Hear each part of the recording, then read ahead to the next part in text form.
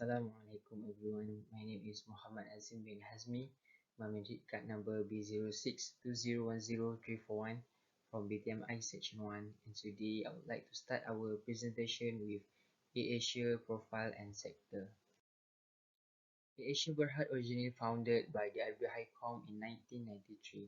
Airasia was acquired in December 2001 by a company called Tune Air Sdn Berhad, which is owned by Datuk Sri Anthony Fernandez, or simply called Tony Fernandez. Everybody thought it was a huge mistake and the business was going to sink further into debt, but people were terribly mistaken about that. Just a year after the acquisition of Tune Air Sdn Berhad, considerable progress has been made. Under Tony Fernandez, AirAsia also broke and had all its losses settled and debts paid off. AirAsia is the hub of low-cost Malaysian airline close to Kuala Lumpur, Malaysia. The AirAsia company conducts scheduled domestic and international flights serving 25 countries to more than 165 destinations. AirAsia is the largest genuine Asian airline servicing the region's 3.3 billion people from 24 hubs in 6 countries. Key strategies in AirAsia Sdn Berhad. First, high aircraft utilization.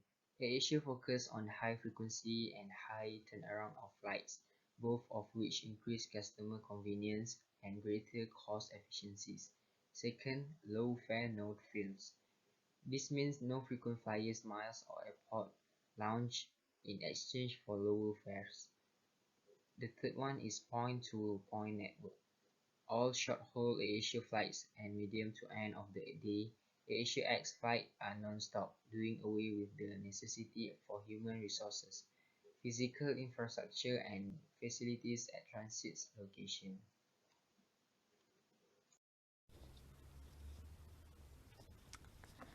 Market structure is the characteristic of the market, either organizational or competitive, that describe the nature of the competition and the pricing policy followed in the market. Have 4 types of market structure. First is perfect competition market structure. Second, monopolistic competition market structure. Third, oligopoly market structure, and the last one is monopoly market structure. In an oligopoly market structure, Airasia and must have the ability to control their price in order to maximize their profit, since they are considered as a price maker. Airasia and must have formed high entry barriers, preventing the entry of new firms. These entry barriers may be due to the economy of scale. Unlimited licenses issued by government to restrict the rate of forming a new airline firm. Airasia and must decide to collaborate, forming a large monopoly. This is because if they decide to collaborate, then they are able to create a large monopoly. As we can see, Airasia and must had identified to the important areas. To achieve saving, increase revenue, given the huge volume expected from 2 airlines in these areas, economies of scale can be achieved. AirAsia is a Malaysian low-cost airline. It's the largest airline in Malaysia by fleet size and destinations. AirAsia engaged it in commercial competition with Norair, Wizz Air, EasyJet, and others, and companies that sell similar goods or service that are competing for revenue. The top company of AirAsia Group Berhad, and the first is NOC, AirAsia Public Company Limited, that revenue is 603 million, and the second is Wizz Air is for 1 billion, and the third is EasyJet for 7 billion, and Ryanair for 10 billion, and Jetstar for 2 billion. There are few alternative service to AirAsia's. Customers do not want to fly by plane, can be turned to traveling by train, ship, car or bus. But they have to quit for a long time despite the low switching costs. For instance, A customer may choose to travel by plane when traveling from KL to Thailand. However, it is faster and save more time than traveling by bus to Thailand. In other words, AirAsia is one of Asia's most profitable low-cost airlines, and being an alternative airline on the market is challenging for leavers. Another ways, AirAsia's flights has a complementary meals to complete with the maximum safety standard for food operation on board. AirAsia will continue to serve food and beverage, but with limited menu options. Besides that, AirAsia complimentary 20 kg baggage allowance. Assalamualaikum and hi, my name is Ahmad Sazwan. I am presenter for my assignment. The topic is called Impact when Government Policy on Tax for Airasia Group Berhad. Actually, I did find 4 impact when government policy on tax for Airasia Group Berhad. Actually, we talk about SST. It already started to be at 1st September 2018. Now we talk about impact. We have 4 impact. First, Airasia Group Berhad found that fixed domestic flight booking increased. Second impact is financial company for Airasia Group Berhad and for their company actually not stable. Third, income and profit each year consistent increase for Airasia Group Berhad.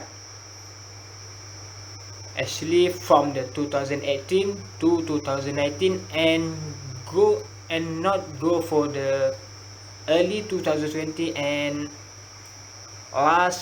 lately for 2020 because it's COVID-19. The third impact for the Airasia Group Berhad is at the last one impact for Airasia Group Berhad is net profit each year stable with cost expenses.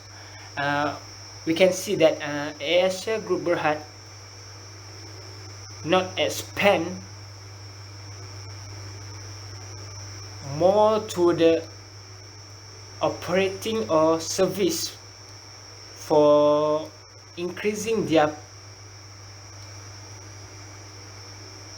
development in their company, but they balance the income and expenses to be a stable and good condition, and now they're actually successful in their business. Thank you. Assalamualaikum and hi everyone. I'm Alianur Adibabiti Ramlan. Next, I will present about how COVID-19 pandemic issue affect AirAsia company. Low-cost Southeast Asian airline AirAsia Group announced a first quarter loss of 804 million ringgit, reversing 96 million ringgit profit for the same time last year. The COVID-19 crisis has resulted in border closures in most of the major AirAsia markets, including Malaysia, Thailand, Indonesia, Philippines, China, and India, which is resulting a 22% depletion the overall number of passengers transported to 9.85 million in the first quarter.